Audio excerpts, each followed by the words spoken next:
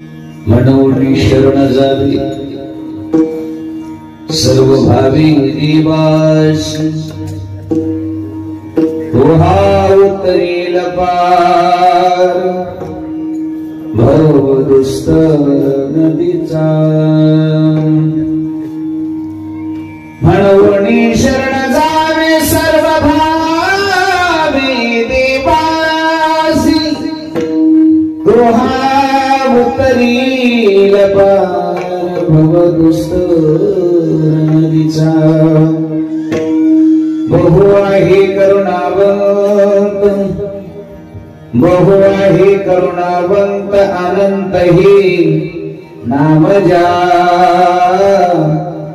तुहा उतरील पार भव दुस्त नदीचा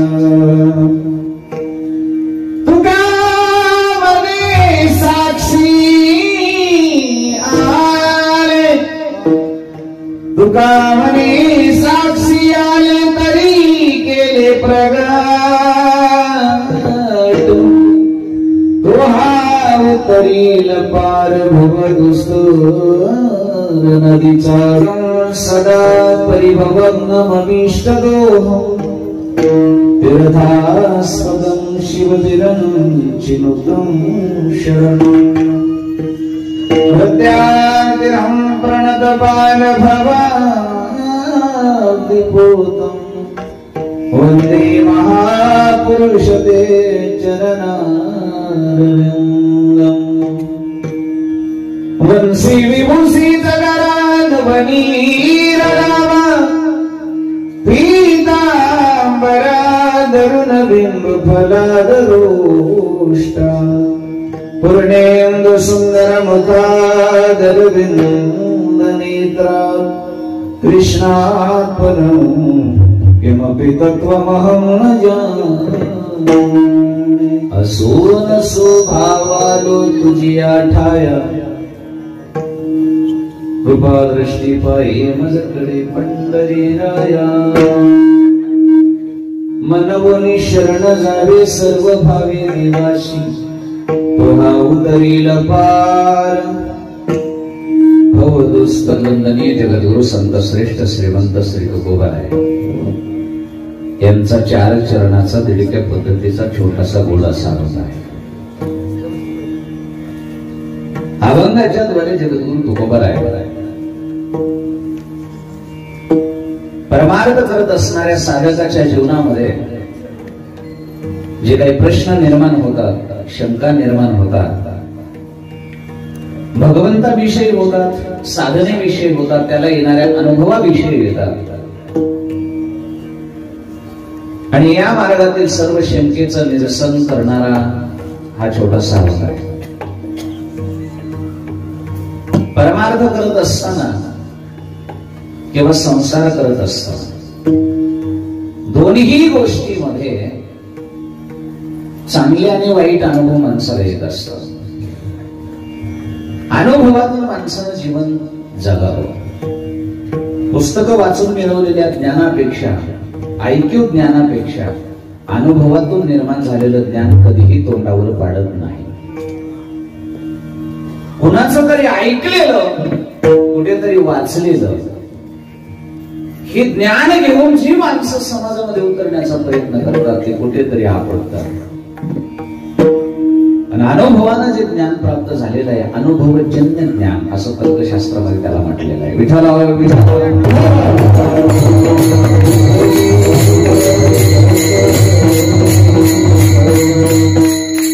स्मृती शब्दाची व्याख्या करत असताना त्या स्मृती शब्दाला म्हटलेले स्मृती मनपटलावर जागे होणारी गोष्ट, कधीतरी आलेला अनुभव आणि त्या अनुभवामधून झालेलं ज्ञान आणि त्या ज्ञानाची झालेली स्मृती.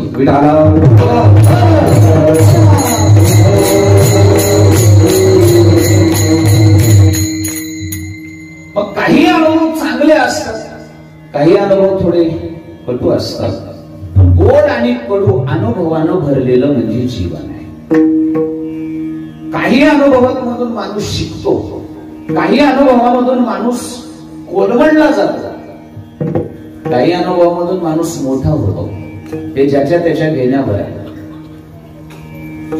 आणि म्हणून असं अनुभव घेत घेत घेत घेत स्टेप बाय स्टेप ना ज्याचा परमार्थ असतो त्याला भीती नसते, कारण तो पायरी पायरीनं वर चढलेला असतो. अचानक फळ लागलं, पण फळ लागल्या लागल्या ते पिकत नाही बरं का विष्णू, त्याला त्याची अवस्था पार कराव्या लागतात. मोहर लागल्यानंतर मोहराला एक आंबा लागलेला नसतो, असंख्य छोटे छोटे लागलेले असतात. तेवढेच्या तेवढे राहत नाहीत, त्याच्यातले एक किंवा दोन टिकतात. त्या दोन्हीही मग कैरी पर्यंत येईल असं काही सांगता येत नाही. बरोबर, ऊन वारा पाऊस या सगळ्या गोष्टी त्या छोट्याशा स्वरूपाला सहन कराव्या लागतात आणि मग ते साखीला येत असतात. तिथंही त्याचं साध्य प्राप्त झालं नाही, त्याला तिथंही शांत राहावं लागतं, टिकून राहावं लागतं, इतकं टिकावं लागतं.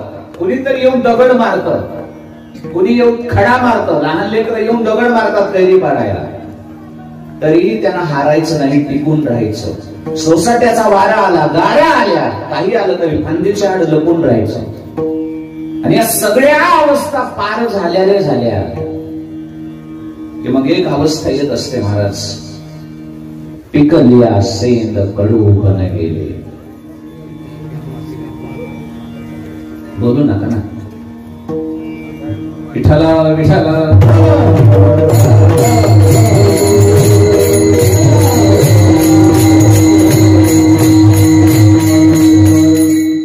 आणि मग या अवस्थेला साधक गेला की मग त्याला पाड लागला म्हणतात भाऊ. काय लागला? पाड लागला, अवस्थेला. आता त्याला दगडानं पाडलं जात नाही, त्याला अज्जात काढलं जात असं. कशानं? कोहरीनं. बरोबर, हा, खुडी पुडी. त्याला आता मारलं जात नाही, दगड मारला जात नाही, त्याला त्रास दिला जात नाही, त्याला हळूच घेतलं जातं. घेऊन खाली नाही टाकलं जात, दुसऱ्या याच्यामध्ये टाकलं जातं, खाली ठेवलं जातं, आल्हाद घरी नेलं जातं. खाली एक पाचटाची शेज आणि वरी एक, म्हणजे खाली गादी वरीही गादी. मजा आहे की नाही? हे कशामुळे कळालं का तुम्हाला? अवस्था प्राप्त झाली की व्यवस्था आपोआप. विठाला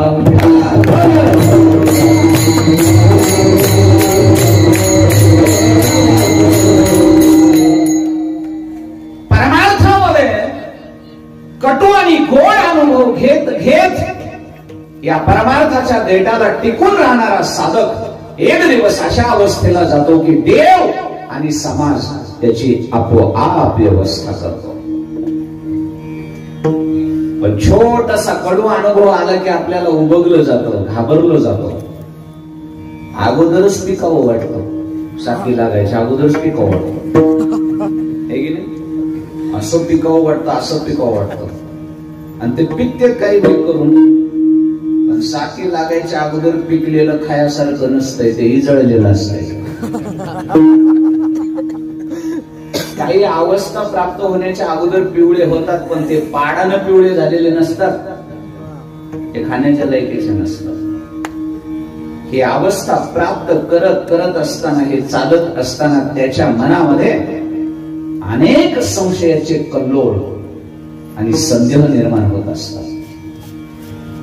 एवढी वाट सोपी नाही.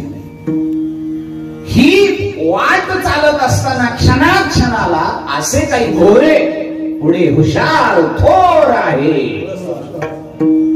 ओळसा, ओळसा शब्दाचा अर्थ आहे पुढे धोक्याचे वळण आहे, वाहने सावकाश चालवा. तुमचा जसा बोर्ड आहे ना, तसा आमचा सुद्धा संप्रदायात बोर्ड आहे, पुढे हुशार थोर, सावकाश चाला, सावकाश चाला. संदेहयुक्त सगळी वाट आहे.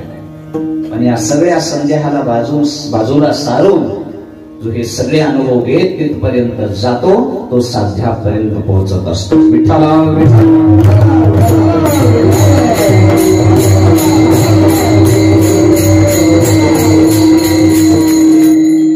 आणि तिथपर्यंत जाईपर्यंत कितीतरी वेळेस जावं की नाही, होईल की नाही, मी योग्य का नाही, चुकतंय का काही, या सगळ्या गोष्टीचा संशयाचा कल्लोळ त्या साधकाच्या मनामध्ये असतो.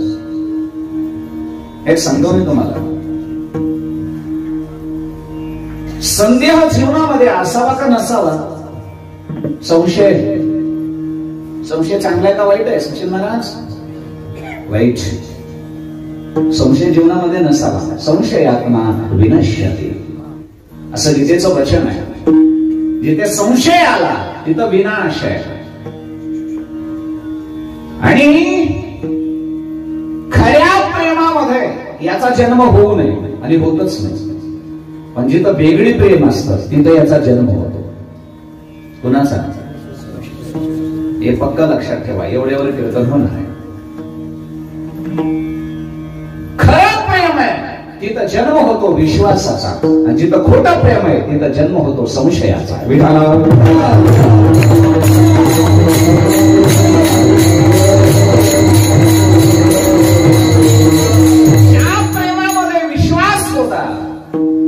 प्रेम चंद्र सूर्य तोपर्यंत अमर झालं. राधा आणि कृष्णाच्या प्रेमामध्ये संशय नाही, विश्वास आहे, श्रद्धा आहे, प्रेम आहे, ते अमर आहे. एक लक्षात ठेवा, दोन भावामध्ये असलेलं प्रेम, दोन मित्रामध्ये असलेलं प्रेम, पिता आणि पुत्रामध्ये असलेलं प्रेम, गुरु आणि शिष्यामध्ये असलेलं प्रेम, या प्रेमाला जगात जोड नाही.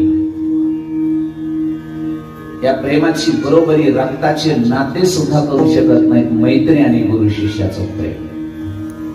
पण कधीपर्यंत हे प्रेम चांगले माहितीये का? या मूर्खाचा जन्म तिथं होत नाही तोपर्यंत. हा बाबा जिथे निर्माण झाला तिथं सख्खे असले काय, कसले असले काय, खटलं फुटलंच. कोण? म्हणून ज्या प्रेमामध्ये संशय नाही झाला त्यांचा चंद्र सूर्य तोपर्यंत कथा गायल्या गेल्या. राम आणि लक्ष्मण सख्खे नाही, भरत आणि राम सख्खे नाही, पण प्रेमात एवढा विश्वास आहे की ते प्रेम चंद्र सूर्य तोपर्यंत कथाकारांना गाण्यासाठी अमर झालं. बंधू प्रेम, संशय नव्हता ते प्रेमामध्ये. मंथरेने त्याच्यामध्ये खडा टाकण्याचा प्रयत्न केला होता, संशय निर्माण करण्याचा प्रयत्न केला होता भरत आणि रामाच्या प्रेमामध्ये, बंधू प्रेमामध्ये. पण त्या प्रेमामध्ये भावाभावाचा एकमेकावर एवढा विश्वास आहे की अयोध्येचा चक्रवर्ती सम्राट पदावर लात मारून पादुका घेऊन डोक्यावर भरत जातो. हे रामायणाचं वैशिष्ट्य आहे, हे प्रेमातला विश्वास. एवढा प्रेमामध्ये विश्वास पाहिजे. आणि जिथं संदेह निर्माण होतो, जिथं संदेह निर्माण होतो, सुंद आणि उपसुंद दोघं सख्खे भाऊ होते, बरोबर? त्यांची ताकद एवढी जबरदस्त होती महाराज. दोघं एकत्र होते तोपर्यंत ते जगात तिन्ही भुवनामध्ये कोणालाच हरत नव्हते. फक्त दोघा भावामध्ये त्या बाईनं फक्त एक खडा टाकला, बस दोघं एकमेकाचे वैरी बनले, दोघांनी एकमेकाला मारलं. जिथं संदेह आहे तिथं विनाश आहे. अलग लक्षात. ज्ञानोबरांची ओवी आहे, मनोनी संशयाहुनी थोर. विको द्यायचा उभी जात असताना हात वरच. आम्ही का नाही पाप घोर, हा विनाशाची वाघोर प्राणियास. काय ज्ञानोबरांनी शब्द वापरलाय संशयाच्या बाबतीमध्ये, ऐका. जिथे संशय येतो, मग ती भक्ती असेल, ते ज्ञान असेल, किंवा तो संसार असेल, काही असेल. ज्ञानोबराय म्हणतात या वाघुरीमध्ये जो अडकला, काही शब्द वापरलाय, कशी माहीत झाली असं कुणाच ठोक काय इकडल्या भागात ती ओळखीचा शब्द आहे की भगवान बाबांनी कृपा केली म्हणून बरं आहे, नाही तर मला सुद्धा तुम्ही येताना अडकील असतं. कारण लावूनच बसायची सवय होती इकडे. लक्षामध्ये तिचं नाव वाघुरीचं वैशिष्ट्य माहितीये का काय? वाघूर वेगळी आणि जाळं वेगळं. जाळं माशाला असतं, वाघुरीचं विणकामच वेगळं असतं. इतकं विचित्र असतं ते. नीट ऐका. तुम्ही म्हणता तुम्हाला कसं काय माहितीये का? एवढ्या खोल जाऊ नका, फक्त ऐका. काय महाराज लोकांना सगळे अपडेट ठेवायला लागते, तेव्हा धंदा चालतोय.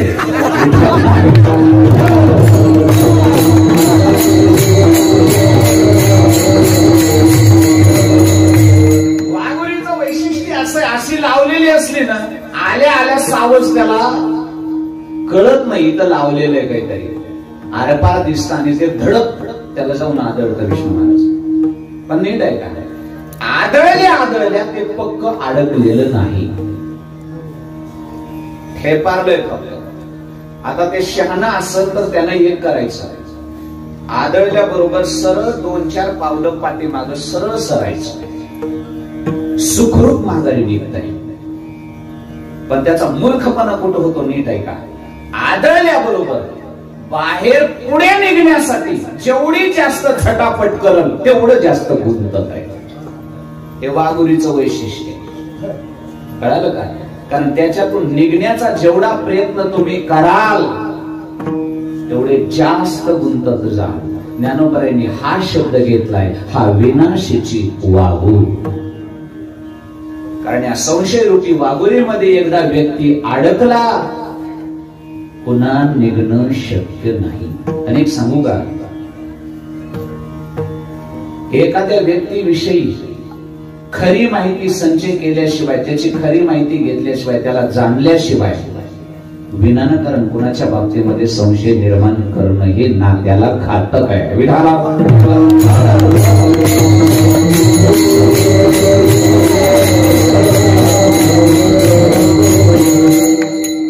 पहावं, आधी डोकावून पहावं, माहिती घ्यावी.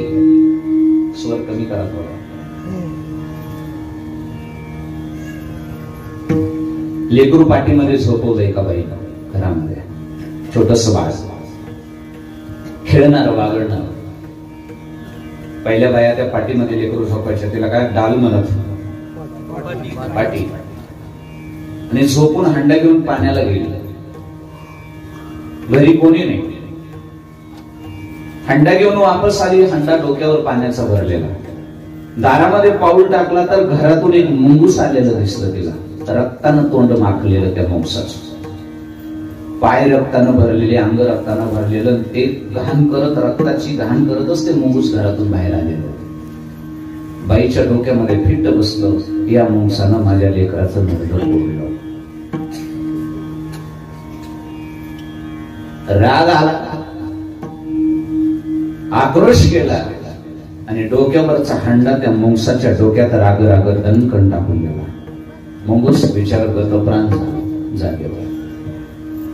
आणि लेकराचं काय झालं म्हणून घरामध्ये धावत गेली. मध्ये जाऊन पाहिलं तर लेकरू मस्त खेळतय पाठीमध्ये, आणि लेकराच्या शेजारी मोठा एवढा साप मुंगसानं तुकडे करून टाकलेला होता. तुम्हाला दृष्टांत कळाला असेल तर बघा. त्या लेकराला दंश करणार इतक्यामध्ये त्या मुंगसानं त्या सापावर झडप घातली होती. सापाला मारलं होतं आणि त्या सापाला मारून ते मुंगूस बाळाचा प्राण वाचून बाहेर आलेलं होतं. आणि त्या मुंगसाच्या डोक्यात बाईनं हंडा टाकला. हा दोष घडला का नाही घडला? कशामुळे? राईट. विठाला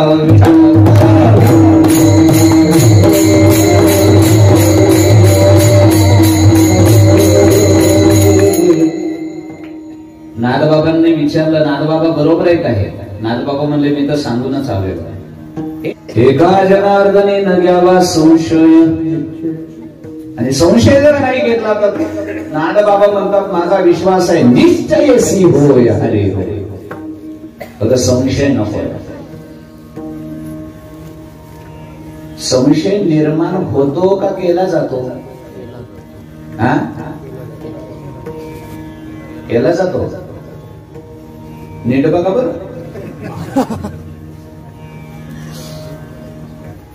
भाऊंचं आमचं प्रेम आहे, सोमनाथ भाऊंचं आमचं. कधी गाडीला गाडी क्रॉस न बोलता होणारच नाही. जे हरी तरी होईल. पण एक दिवशी वडवणीतून माझ्या समोरून चाललेच, मी इकडून चालून तिरपट बघत बघतच पुढे गेले. काही झालं नव्हतं, काही बिघडलं नव्हतं, देण्या देण्यात काही बिघडलं नव्हतं, काही नव्हतं. पण काहीच न बोलता, बरं बघितलं नसतं तर ठीक आहे, पण बघून. आता भाऊच्या बाबतीमध्ये मला काय आला, तो आला का केला? आधी कसं म्हणतात करीत असेल, आता मुद्दाम केला नाही ना. समोरची परिस्थिती संशयाला जन्म देत असते. आलं लक्षात? माणूस विनानं कारण वेळा नाही कुणाच्याही बाबतीमध्ये संशय निर्माण करून वादाचा भडका उठवायला, कुणाला जोर आला. पण कधी कधी समोरची परिस्थिती अशी असते की माणसाला संशय निर्माण करायला मजबूर करते, होतो निर्माण. आम्हाला वाटतंय ना गणेश बा, संधी आहे का नाही? काय परमार्थातला मी उद्धार पावेल का नाही? भगवंत कृपा करेल का नाही? कर्म खंडाळ होईल का नाही? हा काय संदेशच आहे ना हा साधकाला पडलेला. निघालोय तर खरं निघालोय. संदेह एका दृष्टीने विचार केला तर संदेहाला वाईट म्हणता येत नाही. बरं नाही का?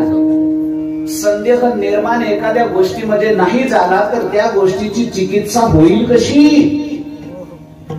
हे पण लक्ष घ्या. त्या न्यूटननं वर फेकलेली वस्तू खालीच का येते, त्याला असा संदेह झाला नसता तर गतीचा नियम आला असता का? गुरुत्वाकर्षणाचा शोध लागला असता का? ते जमानला असता येतच असते, बघा जाऊ द्या.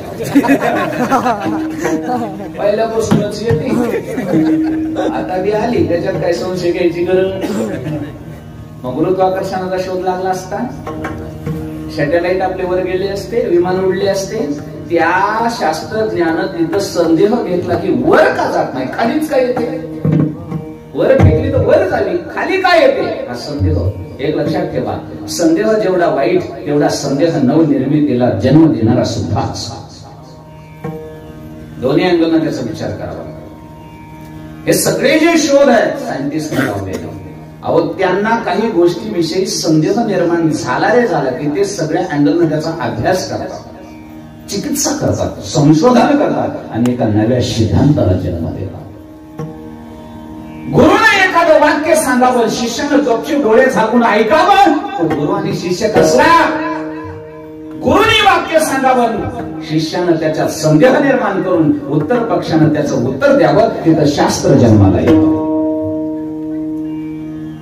शास्त्र असं जन्माला येत नाही. शिष्यानं संदेह करावा लागतो आणि गुरुनं सांगावं लागतं. स्थित प्रज्ञ कशाला म्हणतात? भगवंताने स्थित प्रज्ञाचं नाव सांगितल्याबरोबर अर्जुन तर गप्प बसला असता तर स्थित प्रज्ञा मला कळाला असता. अर्जुनाला लगेच स्थित प्रज्ञ शकाभास समाधिस्तस्य केशव स्थितदी किं प्रवासेत किमासीत व्रजेत किं. कशाला म्हणतात सांग बरं. हा संदेह काढला की पुन्हा मग शास्त्र जन्माला आले. मनाचा विषय काढला की विचारलं देवा आता केन प्रयुक्तोयम पापम चरति पुरुषः आणि छन्नती वादस्मय बला आदिवनिय. आणि मग त्याचं उत्तर येतं या संदेहामधून, कामेश क्रोधेश रजोगुण समद्भवा महाशन महापात्मा विद्येन मिह वैरिणम. चला बोला, संदेह वाईट का? आपलं जसं माणूस होतं असं तुम्ही काही करायचं. माणसं हुशार आहेत म्हणाल, माणसं महाराजाचा आकार बघून मान हल्ली होते. महाराज एखाद्या गोष्टी म्हणा बरोबर आहे का नाही, कसं काय थोडा पिळा द्यायला काय अशी. आणि काही काही तर सरळ अशी करते, काहीच मिळ नाही. मला मी कधी कधी वाटतं आपलं चुकायला गेलं, वजनात मान हलवी होती आणि त्याला काहीच कळत नसतं तरी.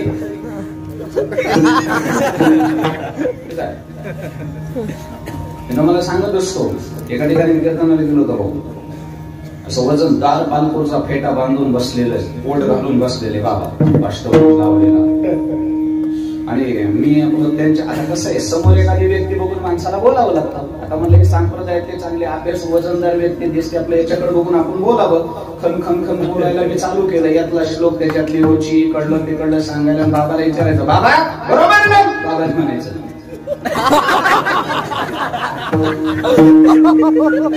केशवाची गाठ तुझी पक्क्या आपलं जरा मी दुसरीकडलं भागवतातलं भांडवल काढलं आपलं. मग तिथलं सांगायला चालू केलं. तिथलं सांगितलं, म्हणलं बाबा भक्ती रसाचा हा सिद्धांत बरोबर आहे ना, पिबत भागवत रसनालयम रसिको, बरोबर आहे ना, हे भोवी भाविका बरोबर ना बाबा.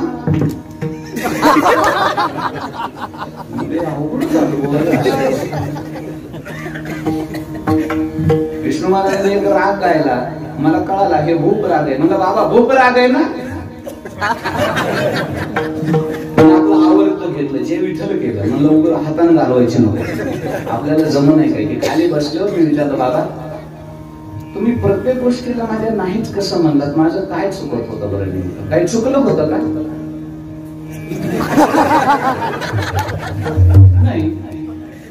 नाही मग मान का म्हणालीत होता. मग शेजारी पुरुषोत्तम महाराज सारखं बसलेलं होतं. म्हणजे केशव महाराज तुम्ही त्या म्हाताऱ्याच्या काना दिला जायला लागला. मी म्हणलं काही बी विचारलं तरी नाहीच म्हणतेच. अहो तुमच्या विचारण्याचा त्याचा काय संबंध आहे, त्याला लाकवा जळतोय म्हणून.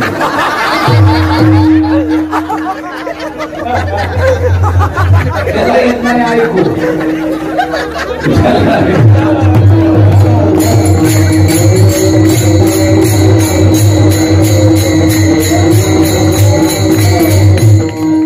बोला बोला, संदेह चांगला की वाईट आता तरी बोला, माना हलवा. संदेह वाईट कसं म्हणते, संदेह वाईट असता तर नवनिर्मिती कशी झाली असते, लोकांनी त्याच्यावर चिकित्सा कशी केली असते, एखाद्या गोष्टीवर संशोधन कसं केलं असतं. संदेह वाईट एक लक्षात ठेवा, गैरसमजातून झालेला संशय वाईट असतो, पण चिकित्सक बुद्धीने निर्माण केलेला संशय कधीच वाईट नसतो. संशय निर्माण होत नाही असं नाही, झालाच पाहिजे, त्याला बुद्धिमान म्हणायचं. आणि जे डोळे झाकून विश्वास ठेवतो त्याचं काही खरं नाही. संदेह निर्माण झालाच पाहिजे. फक्त एक सांगू का, संदेह निर्माण झाला की एक करायचं, त्याला मध्ये दाबून ठेवायचं नाही. भाऊ मला बोलले नाहीत, हा माझ्या मनात संदेह झाला ना, पण ते तसंच असं मध्ये ठेवायचं नाही. बघू नाही बोलले तर एका दिवशी असं नाही. निवांत घरी गेल्यावर फोन करायचा, भाऊ केशव महाराज बोलतोय, बोला महाराज. मग शिवडवणीमध्ये लक्ष नव्हतं का काय झालं काय की, पण जवळून गेलात पण जे आधी केलं नाही कसं काय. भाऊ म्हणजे बाबा महाराज खूप मोठी चूक झाली, तुम्ही समोरून गेलात हे मी बघितलं नाही, माझ्या डोक्यात दुसराच विचार होता आणि ही गलती होऊन गेली, बाबा क्षमा करा, विषय संपला. कळलं का तुम्हाला? विषय संपला इथंच, नातं पहिल्यासारखं पवित्र आहे. पण मी फोन करून जर निरसन करून घेतलं नसतं तर ती पक्की गाठ बनली असती. कळलं का? समजून घ्या तुम्ही, हा समजून घ्या. लगेच निर्माण व्हायला होऊ द्या, ते होतच असतं, त्याचे ते स्वभावाचा निर्माण होणार. पण निर्माण झाला की त्याला मध्ये न ठेवता त्या क्षेत्रातल्या तत्वज्ञानी विद्वान माणसाकडे शरण जावं आणि त्याला विचारावं, मला माझ्या मनामध्ये असा प्रश्न पडलाय, ऐसे तुम्ही सांगा संत जन, आणि माझा संशय निरसन करा, मी शरण आलोय तुम्हाला. पण भानगड काय होती माहिती का, जगात सगळे भांडणं, सगळे तंटे, सगळ्या गोष्टी, सगळं अज्ञान फक्त एका गोष्टीमुळे, फक्त एकाच गोष्टीमुळे, त्याचं नाव आहे टाटा, इगो. कसं विचारावं आणि कसं पुसावं, आपला कमीपणा होईल. आलं का लक्षामध्ये?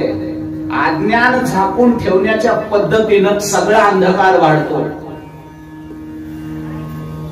तुम्हाला ज्ञानी व्हायचं असेल ना, नम्र व्हायला शिका, कुणाकडूनही ज्ञान मिळतं. आणि संप्रदायात त्याची खूप गरज आहे, खूप गरज आहे. माणसं म्हणतात महाराज आमच्या इकडे एक वारकरी, काय पाट आहे त्याचा, काय पाट आहे. अरे म्हणलं पाट आहे पण त्याचा ताट आहे. पाट्याचं काय, पाट्याला किंमत नाही ठेवली त्याच्या ताट्यानं.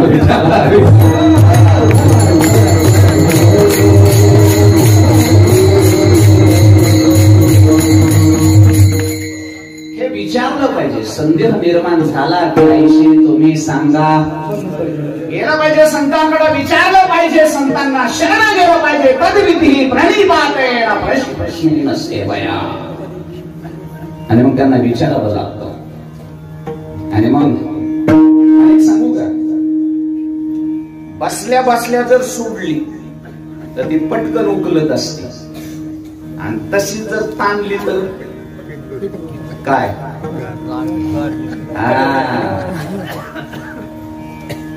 गाठ गाठ. ती बसत असते पण बसली की पटकन काढून टाकायची, आणि तशी जर ठेवली बाहेर असते गाठ. म्हणून माणसं म्हणते ते दिसतंय तसं पण लय आतल्या कशाच. आणि सांगू का, नुसते माणसंच नाही, गाठीचं कुठलंच चांगलं नसते.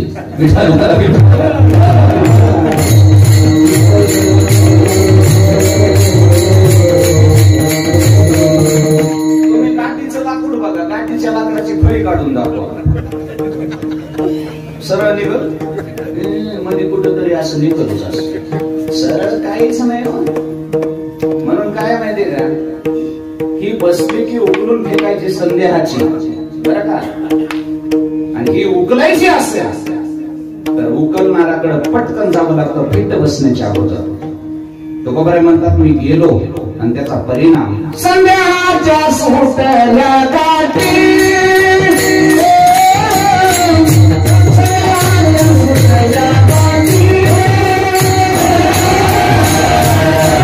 तुकोबाराय म्हणले, मी माझ्या मनामध्ये जे निर्माण झालं ते ठेवलं नाही, तसंच ठेवलं नाही का.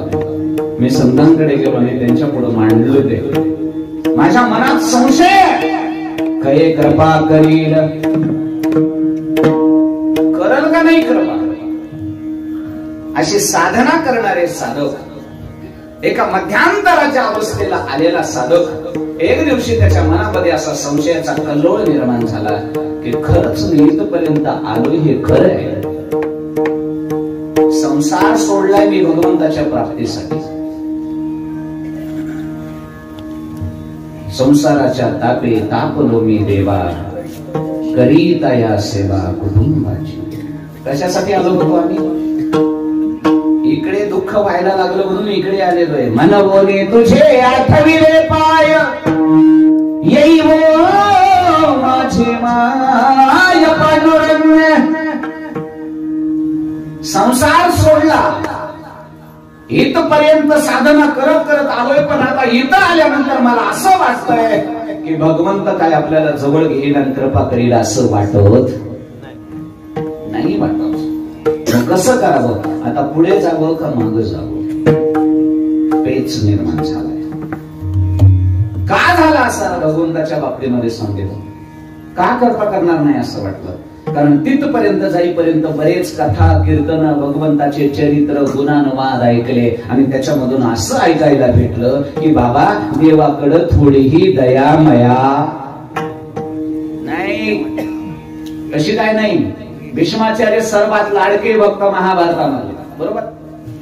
सगळ्या महाभारतामध्ये सगळ्यात लाडका भक्त भीष्माचार्य महाराज. एवढं लाडकं लेकरू असताना 6 महिने अंगातून रक्त गळेल एवढ्या यातना देवाला देखवल्या का, देखवल्या का नाही, देखवल्या. थोडाही डिस्टर्ब केला नाही, भोगू द्या. दया नाही आली, बाजूला नाही काढलं. हरी तू निर्गुण निष्ठूर, दयाच नाही. अरे रात्रंदिवस ब्रह्मचर्याचं पालन करणाऱ्यानं भजन करणारे म्हणजे भीष्माचार्य. नीट ऐका, गंगेचा पुत्र, काय अधिकार आहे, वाचे म्हणता गंगा गंगा सगळं दोष जाती गंगा. ही गंगा एवढी पवित्र, त्या गंगेचा पुत्र आईला पिला तेवढाच बालपणी ज्याच्या शरीराला स्त्रीचा स्पर्श आहे असा पठ्या ब्रह्मचारी भीष्माचार्य. आणि एवढा लाडका भक्त असताना 6 महिने बाणाच्या डोकावर हजारो विंचू चावल्याच्या यातना सहन करणाऱ्या भीष्माचार्यांची थोडी तरी दया यावी. आणि विचारलं असं का, तर कुठेतरी पूर्वजन्माचं एक आळीच्या अंगामध्ये काट टोचलेलं कर्म दाखवलं. हे भोगायचंय तुम्हाला म्हणे, भोगा. का एवढं माफ नसतं करता आलं? नाही केलं.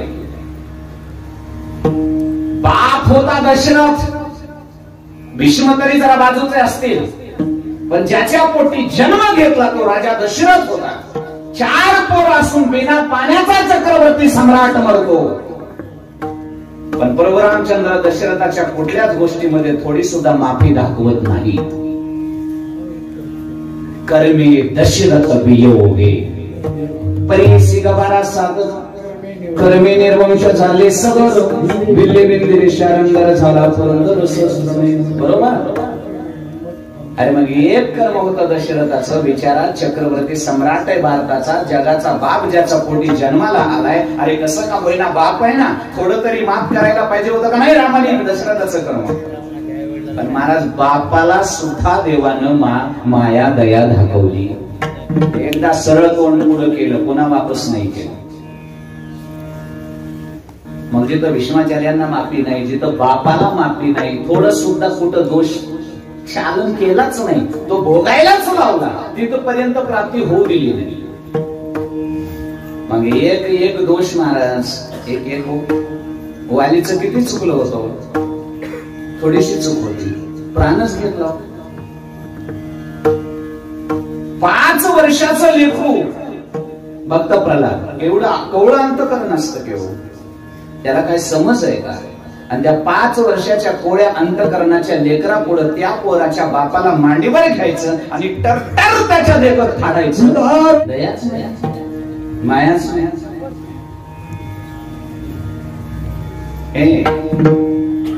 पुतणीची एक चूक होती थोडीशी, काय? विष पाहिजे, पण काम कुणाचं करायला लागलं? स्तनपान करणं काम कुणाचं आहे? अरे पण आई बोलून आणते का? मान्य, तेवढी चूक बाजूला ठेवा, विष पाजलं एवढं बाजूला ठेवा, पण बाकी मांडीवर घेणं, पदराखाली घेणं, स्तन तोंडात घेणं, या सगळ्या गोष्टी कोणाच्या आहेत? बरोबर आहे का? मग ती बिचारी शेवटच्या टोकाला प्राणाच्या त्यागानं आरडत होती, मुंच मुंच. हे बरं आहे, सोड रे सोड, चूक झाली माझी, पण आता माझा प्राण घेऊ नको, सोड. आणि एवढी आक्रोश बिचारी आरडत होती, अरे सोड, चूक झाली माझी, आता नाही चुकणार रे, पण बाळा एवढी वेळ सोड रे मला, प्राण माझा सोड. नाही हो सोडलं. दुर्वास आकांतानं पळत होता, देवा माफ करा, सुदर्शन माझ्या पाठीमागलं काढा. आणि दुर्वास काय सामान्य नाही महाराज, देवाचा भक्त आहे, ऋषी आहे तो, ताकद सामान्य नाही दुर्वासाची.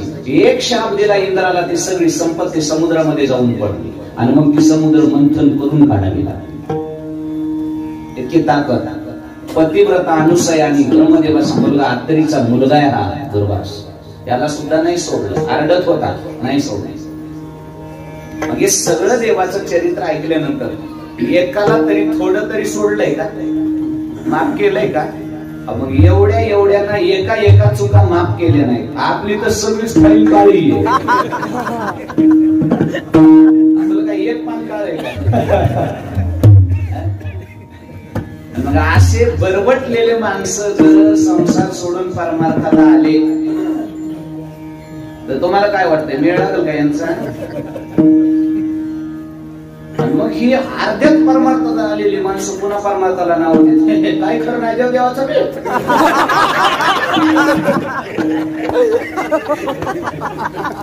कस काय तिकडेच बरं होतं, इकडे लय बेकार आहे. बेकार परमार्थ नाही, नालाय का तू बेकार आहेस, हे सांगू का? नीट ऐका, परमार्थ वाईट नाही, परमार्थ हा सत्याच आहे. भूतकाळामध्ये सत्य, वर्तमान काळामध्ये सत्य, भविष्यातही सत्य पवित्र आहे. त्याला नाव का ठेवला? परमार्थ वाईट नाही, वाईट माणसं परमार्थात आले. नावाची बंद केली. काय नाव ठेवता? शक्य नाही, हे वाईट नाही, तुम्ही बदला. हे संसारामध्ये जे कपट, डाव, पेच, कुटीलपणा जे असं फिट भरलेलं होतं ना, ते अर्ध्यात आले. तिकडे जे करीत होते तिकडे चालू करू. कसं सुख लागेल यांना? बरोबर आहे की नाही? असं नाही. असं ऐकल्यानंतर वाटतंय काय करावं, आपण तर इतके पापी आहोत, इतके दोष आहेत. आता देवानं एवढ्या जणांवर, अरे स्वतःच्या बापाला दया दाखवली नाही, पुतणीवर दया दाखवली नाही, वालीवर दाखवली नाही, भीष्माचार्यांसारखं दाखवली नाही, दुर्वासावर दाखवली नाही, आणि आपल्यावर कशी करत हो? आणि म्हणून विठ्ठल महाराज वेदांतानं देवाकडे 2 दोष लावले, एक वैषम्य आणि एक नैर्गुण्य. तू निर्गुण आहेस, तुला दया नाही आणि माया नाही. आता हे खरं झालं नाही तर या सस्पेन्स मध्ये व साधं अडकलाय. आता कसं करू? पुढे जावं तर देव मला जवळ घेण्याच्या मी लायकीचा नाही, आणि माघारी जावं तर आता संसारात सुद्धा मला तोंड दाखवायची लायकी राहिली. आता काय करू? पुढे जाऊ का मागे जाऊ? काय करावं? देव माझा स्वीकार करेल का नाही, या संशयाचा कल्लोळ उठलेला एक साधक तुकोबरायकडे जातो आणि तुकोबराय हा प्रश्न विचारतो, तुकोबराय मला मार्गदर्शन करावं, मला गाईड करावं, मला काय करावं कळना गेले. तुकोबराय विचारलं काय झालं? अरे देवाच्या प्राप्तीसाठी निघालेला आहेस ना, तू जा ना. नाही तुकोबराय, हे देवाचं चरित्र ऐकून मला भीती वाटते की देव माझा स्वीकार करणार नाही, कारण देवाला कुणाची दया मया. तुकोबराय म्हणले वेड्या, तुला कोणी सांगितलं देवाला दया माया नाही? देव निष्ठुर आहे, देव निर्दयी आहे. हा ना, हे ऐकल्यानंतर तर तसंच वाटतंय. तुकोबराय म्हणले तसं नाही, ऐकून कधी कुणाचा ऐकून कुणाला दोष द्यायचा असा द्यायचा नाही. तुला देव भेटलाय का? म्हणजे नाही. मग जी गोष्ट भेटलीच नाही ती कशी हे तू ठरवलं कसं? लोकांचं ऐकून तुकोबराय कसा आहे तो सांगा ना. तुकोबराय म्हणले आई देव निर्दयी नाही, देव कसा आनंदाच्या 3ऱ्या चरणात देवाच्या बाबतीमध्ये त्याला झालेला संदेश तुकोबराय अभंगाच्या 3ऱ्या चरणामध्ये निरसन करतात. असं नकोस म्हणून. कुणी सांगितलं तुला देवाला दया नाही? देव तसा नाही बाबा, देव कसा आहे ऐक. बहु आहे करुणावंत, अरे खूप करुणावान आहे माझा भगवंत. किती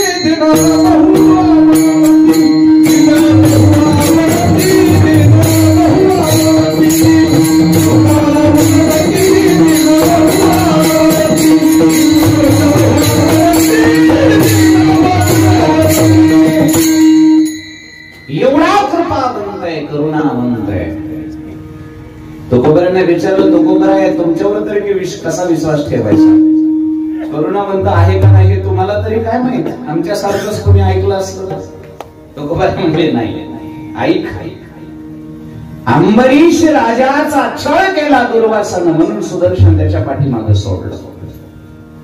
हे ऐकलेलं नाही. तो अंबरीश म्हणजे मी होतो. हे ऐकलेलं नाही, हे वाचलेलं नाही. ज्या अंबरीशासाठी दुर्वासाचा छळ देवाने केला, त्याच्यावर दया नाही केली, तो अंबरीश मी स्वतः तिथे अनुभवला होता. कारण माझा पहिला अवतार हा अंबरीश आहे. कारण नसताना माझा छळ केला त्याने एकादशीच्या व्रता दिवशी. आणि हरिदासाची कोणा घटना घडावी निंदा साहत गोविंदा नाही. काय गरज होती दुर्योधनाचा ऐकून पांडवांचा छळ करायची? सामर्थ्य मिळालं, ताकद मिळाली म्हणजे काय त्याचा उपयोग असा सज्जनांच्या त्रासासाठी करायचा? भक्त प्रल्हादाचं सांगितलं. भक्त प्रल्हादाच्या समोर बापाचं तरटर पोट फाडलं, पण त्या लेकराकडे पाहून सुद्धा दया नाही केली. ऐका, तो भक्त प्रल्हाद म्हणजे मीच. माझा दुसरा अवतार म्हणजे भक्त प्रल्हाद सुद्धा मीच आहे. माझ्या बापावर निर्दयीपणा नाही केला हिरण्यकश्यपावर. अरे कट्टर विरोधी होता, कट्टर विरोधी. खर्च आपण करायचा, प्रचार आपण करायचं, माणसं जीव आपण घालायची. सत्ता आल्यावर विरोधातला माणूस पदावर बसवणं शक्य का? हा देवाचा कट्टर विरोधी आहे. नाव घेऊन येली देवाचे ब्रीद हिरण्यकश्यपाचे. नाव कधी तोंडाला येऊ देत नव्हता, घेऊ देत नव्हता, एवढ्या लायकीचा होता, नरकाला सुद्धा जायच्या लायकीचा नव्हता. पण भक्त प्रल्हादानं ज्यावेळेस सांगितलं माझ्या बापाचं कसं होईल, त्यावेळेस भगवंत सांगतात, प्रल्हादा, ज्याचं मरण माझ्या हातून झालंय तो कुठे जाणार आहे? आणि हेच नाही, तुझ्या पिढ्यानपिढ्या माझं वरदान आहे. एवढंच तुझ्या बापाला मारलं हे चूक झाली, पण प्रल्हादा माझं तुला वरदान आहे, इथून पुढे तुझा वंश चालल आणि तुझ्या वंशातली कुणीही व्यक्ती कशीही असो, माझं वरदान आहे, मी त्याला कधीच मारणार. म्हणून भक्त प्रल्हादाच्या कुळातला होता राजा बळी, विरोचनाचा मुलगा. मारलं नाही, खाली घातलं.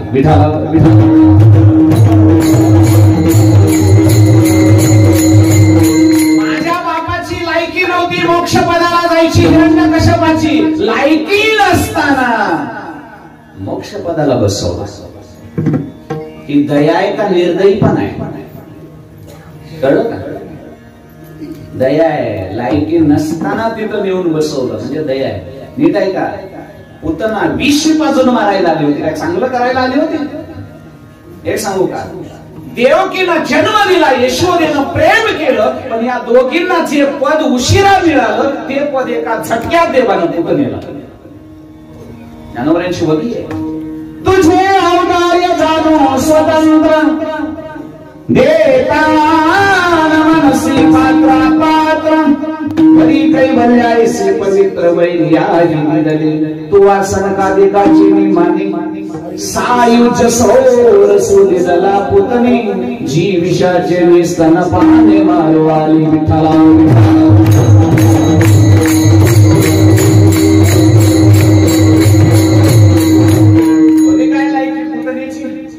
मोक्ष पदाला जायची लायकी होती का गणेश बाबा? हिरण्यकश्यपाची, शिशुपाळाची, कोणाचीच नव्हती. तरी पण या लोकांना असे पद देऊन टाकले देवाना, त्यांच्या पदाला पुन्हा ग्रहणच नाही. प्रत्यक्ष मुळाने बदले केलेले लोक आहेत. यांची काय महाराज पात्रता काय होत? वालीला बाण मारला, त्याच्या मुलासोबत तुकोबरे म्हणतात त्याचा मुलगा सुद्धा मीच होतो. कोण?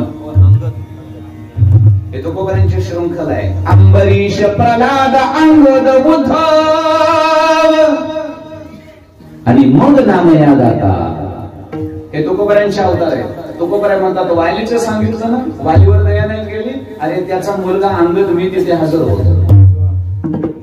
माझ्या बापाला बाण मारला, मूर्छित झाला माझा बाप. प्रभू रामचंद्र जवळ आले, विचारलं माझ्या बापानं, प्रभू वाद आमच्या भावाचा होता, तुम्ही का मारलं मला? माझा काय दोष होता? वाद भावकीचा होता, का मारला? प्रभू रामचंद्राच्या चूक लक्षामध्ये आले, डोळ्यात ठचकन पाहिलं. वाली, सुग्रीव माझी मदत करणार होता म्हणून सुग्रीवाचा कैवार ठेवून मारलं मी तुला. कशासाठी मदत पाहिजे होते देवा? माझी बायको मेली रावणानं चोरून, आणि रावणाबरोबर युद्ध करण्यासाठी किंवा शोध घेण्यासाठी मला सुग्रीवासहित वानरांची गरज आहे. रावणानं मेली आणि रावणानं बायको नेली, त्या रावणाबरोबर भांडण खेळायला ही माकडून वानर घेऊन जायचे. मला म्हटलं असतात प्रभू एवढा लावा जमान्याची गरजच नव्हती. त्या रावणाला बगला दाबून मी 7 समुद्राचे स्नान केलेले, आणि त्या रावणाला मारायला एवढा आटापिटा करायची काय गरज होती? प्रभू रामचंद्राचे डोळे खाटकन उघडले, म्हणजे अरे बापरे वाली चुकलंच की, जाऊ दे मी आता तुला जिवंत करतो, तू काम कर. आता जिवंत कशाला? प्रभू आता जिवंत व्हायचंय वय, आता नाही जिवंत व्हायचं. का रे बाबा? करतो ना जिवंत, कळतंय ना तुम्हाला? अहो रावणानं ज्या गोष्टीसाठी एवढा खटाटोप केलाय ती घरी चालून आलीये माझ्या. कळलं का? तुमच्याशी शत्रुत्व घेतलाय, तुमची बायको चोरलीये. एवढं विचित्र काम रावणाने केलंय कशासाठी? फक्त तुमच्या हातानं मरायचंय म्हणून, आणि मला आपोआप मरण तुमच्या हातानं आलंय. आता जिवंत कशाला व्हायचं? तेवढी दया आहे ही तुमची माझ्यावर, काही कारण नसताना तुम्ही मला मोक्षाला पाठवताय. हे माझ्या बापाचे शब्द आहेत. कोण सांगताय? तो बरा आहे, कारण मी तिथे अंगुल म्हणून साक्षीदार आहे. निर्दयी नाही माझ्या बापावर सुद्धा, तिथे सुद्धा दया केली. भीष्माचार्यांच्या अवतारामध्ये उद्धव म्हणून मी तिथे उभा. किती अवतार झाले? अंबरीश, प्रल्हाद, अंगद आणि उद्धव.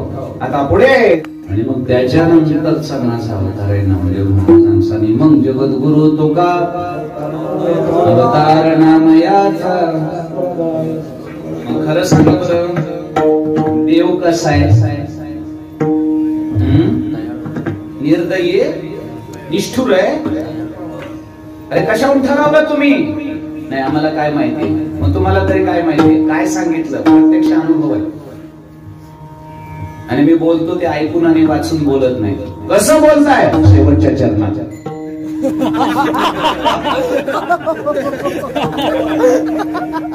ते इशारा करताय पळ.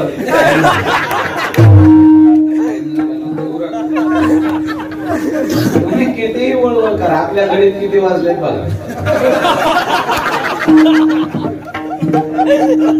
इकडं बघत नाही, माझ्या घडी कधी 5:30 वाजले. भाऊ मला कधी चालू करायची वेळच पडली नाही, कारण गावोगाव आपले कार्यकर्ते वेळेचं भान करून देतात. म्हणजे ते सांगतात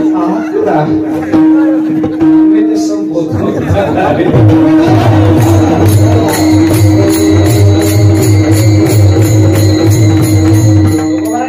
तुमच्याबद्दल विश्वास कसा ठेवायचा? तुम्हाला तरी काय माहितीये कसा आहे देव? तुकोबाराय म्हणजे मी सांगतो म्हणजे असा नाही, तुका म्हणजे साक्षी आले. मी प्रत्येक अवतारामध्ये त्याचा साक्षीदार आहे. उभा आहे मी तिथे आणि म्हणून सांगतोय बहु आहे. तुकोबाराय मान्य आहे आम्हाला, ऐकू तुमचं. पण तुमचा करुणावान भगवान आमच्यावर दया करेल का? म्हणले का करणार नाही? उंच नीच काही नाही बघ म्हणतो. त्याच्याकडे भेद नाही, करतोच दया. पण तो बरोबर आहे, त्याची दया झाली म्हणजे, त्याची करुणा झाली म्हणजे नेमकं काय होतं? म्हणजे तो नेमकी कोणती करुणा करतो? तो बरोबर आहे म्हणले वालीवर कोणती केली, रावणावर कोणती केली, हिरण्यकश्यपावर कोणती केली? त्यांना काही सम्राट बनवलं का? त्यांना काही संपत्ती दिली का? त्यांना काही पद दिलं का? नाही. म्हणजे काय केलं? अरे पुन्हा जन्माला यायचं ठेवलंच नाही. ही खरी दया आहे. लक्षामध्ये हे नाशिवंत सोडा, पुनरपी जन्मम हे संपवलं, पुनरपी मरण ही सगळ्यात मोठी दया आहे. याचा अर्थ भवसागरामधून यांना सहज पार केलं, ही ती दया आहे. आमच्यावर करेल का? नक्कीच करेल. काय करेल? पोहा उतरील पार. कसा? भवदुष्टो. जसं पुतनेला भवसागरामधून लायकी नसताना पार केलं, हिरण्यकश्यपाची लायकी नसताना भवसागरामधून पार केलं, वालीची नव्हती, या सगळ्यांना भवसागरामधून पार केलं, ही त्यांच्यावर केलेली करुणा आहे. तुम्ही सुद्धा चला त्याच्याकडे. तुम्ही सुद्धा जर गेला तर तो हा उतरील. मग तो कोबराने विचारलं, तू कोबर आहे? आता भाऊ आम्ही विश्वास ठेवतो तुमच्यावर, देव करुणावान आहे, भवसागरामधून पार करेल. मग आता जावं लागेल ना? म्हणजे हा जावंच लागेल. मग आता जगाचा बाप आहे तो, आता त्याच्याकडे जायचं म्हणलं जरा टाईट जावं लागेल ना, वजन पडलं पाहिजे का नाही? पुढाऱ्याकडे जायचं, मोठ्या आपल्या नेत्याकडे जायचं म्हणलं तर आपल्याला रॅली घेऊन जावं लागतंय. जावं लागतं का नाही? म्हणजे आपलं वजन काय, आपली हवा काय परिसरामध्ये हे त्याला दिसलं पाहिजे, म्हणून दाखवावं लागतं त्याला वर्चस्वाने. मग तो मोठा माणूस आपल्याला मानत असतो, काहीतरी देत असतो. बरोबर आहे की नाही? मग आता जगाच्या बापाकडे जायचंय, त्याची दया करून घ्यायची, भवसागरामधून तरलो पाहिजे. मग त्याच्याकडे जाण्यासाठी काही थोडंफार सत्ता, संतती, संपत्ती याचं काही जरा थोडंफार वजन काही घेऊन बरोबर आहे म्हणले, इथं नाही जमत, इथे जमत नाही. हे सगळं इथं ठेवावं लागतं. हे या एरियात चालतं, ते तिकडे नाही चालायचं. तिथं सर्व बाजूला ठेवावं लागतं, काहीच घेता येत नाही. तिथं जाण्याची पद्धत फक्त एकच आहे. रंग असो नाही तर राव असो, लहान असो नाही तर मोठा असो, त्याच्याकडे त्याची दया करून घ्यायची असेल तर त्याच्याकडे कसं जावं लागेल? अभंगाचं पहिलं आनंदाच्या पहिल्या चरणामध्ये जगद्गुरु तुकोबर आहे त्याची दया करून घ्यायची असेल तर त्याच्याकडे जाण्याची पद्धत सांगतात. असं जाऊन जमत नाही, वजन टाकायचं नाही तिथं. अलग कशामध्ये संताकडे आणि देवाकडे जाताना वजन टाकायचं ते चांगदेवाला कळालं नव्हतं, त्यानं वजन टाकलं, त्यानं बरं वागावच बसून आलं. अरे बाबा साधूकडे जात असताना वजन नाही वापरायचं, ते तर सगळं बाजूला ठेवावं लागतं आणि असं मोकळं व्हावं लागतं. म्हणून तुकोबारांनी पद्धत सांगितली, मनवोनी शरण जावे. पण पुढे एक शब्द खास वापरलाय, टाइम संपलाय, बरोबर 5 मिनिटात संपलं, घाबरू नका. पुढे शब्द इतका छान वापरलाय, शरण जा, पण तसं नाही, सर्व भावे. आता हा शब्द वापरण्याचं कारण आहे का, सर्व भावांना शरण जाण्यामध्ये प्रेम असतं, श्रद्धा असते. आता कधी कधी काही माणसं शरण जातात ना, पण ते प्रेमानं जातात काय, माणसं म्हणजे कसं काय, आडला नारायण दरी, हे शरण जातात नाही असं नाही. माणसं म्हणजे कसं काय बा, तुम्ही तर तुमचं लय वाकडं होतं, तुम्ही तर हितच पडलेलं आहे भाऊ, खरं सांगू का, त्याचं तोंड बघायची इच्छा नाही, पण येळ तशी पडली हो. सापडला संधी. म्हणजे हे शरण जाणं पण एक आहे का नाही, पण ते कधीपर्यंत आहे ते म्हणतंय. आता कसं आहे, टाइम आहे तोपर्यंत, एवढा टाइम जाऊ द्या, मग ह्याला दाखवतो मी कोण आहे. म्हणजे तेवढ्या टाइमापुरतं ते शरण गेले, याचा अर्थ सर्व भावे काय. आणि माणसं देवाकडे असे शरण जातात, टाइम आला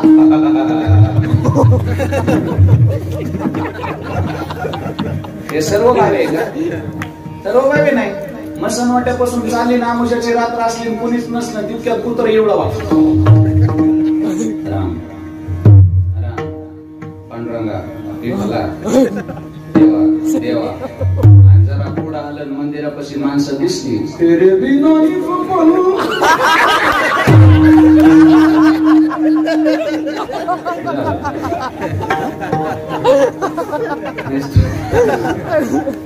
माणसं हुशार आहे. सर्व भावांना शरण जाणं एवढं काय सोपं आहे. तुकोबाराय म्हणतात असलं खोटेपणा नाही चालत ना, मग असा खोटेपणा करून चालाकी चालून जर त्याच्याकडे शरण गेला तर करुणा होणार नाही. म्हणून सर्व भावी, म्हणून ऐका तुम्ही चला शरण चला, मनवोनी शरण जावे. चला जाऊ तुकोबाराय. काय कराल तो हा उतरील पार, कशावरून, बहु आहे करुणावंत. तुम्हाला काय माहित, तुका मने साक्षी आले. काय साक्षी आली, बहु आहे करुणावंत. काय करुणा करेल, तो हा उतरील पार. काय करावं लागेल, मनवोनी शरण जावे. विडोबा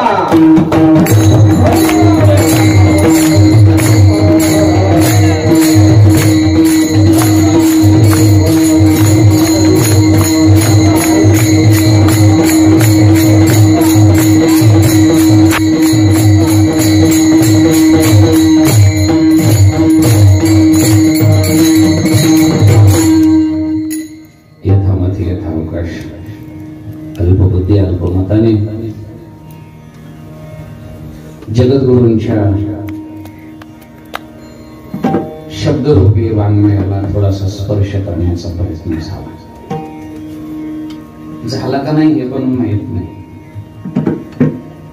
कारण माझं स्पष्ट मत आहे, विष्णू महाराज जगद्गुरूंच्या शब्दाची उकल करणारा आणखीन जन्माला यायचा आहे. काय सोडवतो, एवढं सोपं आहे. त्यांना जो अपेक्षित अर्थ आहे तो लागलाय का नाही हे आपल्याला काय माहित, आपल्या बुद्धीमध्ये ना आपण लावतोय तो. आपण फक्त एवढंच म्हणायचं, थोडा स्पर्श करण्याचा प्रयत्न केला, झाला असेल का नाही तो तुकोबारायांना माहित. पवित्र पावन महान तपस्वी साधू संतांच्या महंतांच्या वैकुंठवाशी प्रातस्मरणीय स्वानंद सुख निवासी भगवान बाबांच्या वास्तव्याने पदस्पर्शाने पावन आणि पुनीत झालेली चिंचवण भूमी, ज्या भूमीवर बाबांचं अत्यंत प्रेम, इथं आले की 7-7 दिवस मुक्काम करणारे बाबा, त्या भूमीवर प्रेम करणारे. कारण भूमी तशी पावन आणि पवित्र आहे. मला तर आणखी दुसरीकडे कुठं मंदिर दिसलं नाही बरं. हे आता भारतात जर कुठे असेल तर मला माहित नाही, हा असेल कुठेतरी, पण आपल्या महाराष्ट्रामध्ये मकर ध्वज, आता हे रामायणातली स्थान आहेत हे सगळे. त्या काळामध्ये जायचं म्हटलं तर तो खूप इतिहास मोठा आहे, पण ते ही प्रभू रामचंद्राची स्थान आहेत ही वनवासातली फिरलेली हे दंडकारण्य. असो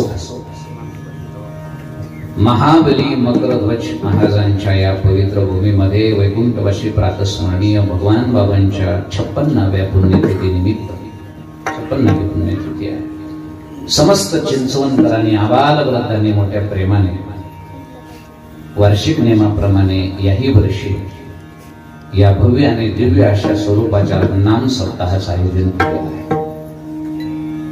मला एक गोष्ट वाटली बघा, सगळ्यात मोठे भाग्यवान चिंचवणकर आहे. कशामुळे सांगू का, तुम्हाला पटतंय का बघा. मी लावलेला तर्क आहे, 10-11 महिन्यात 100 वर्षाचे 50 वर्षाचे नियम कोरोनानं बंद पाडले.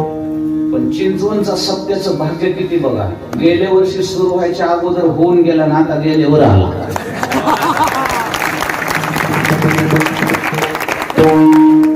म्हणजे काय म्हणावं याला, पुण्यच म्हणावं नाही तर काय म्हणावं विचार करा. गेल्या वर्षी रोग यायच्या अगोदरच वाजून बसली, तू कधी बी. आणि या वर्षी यांच्या टायमाला तर ते पळालं.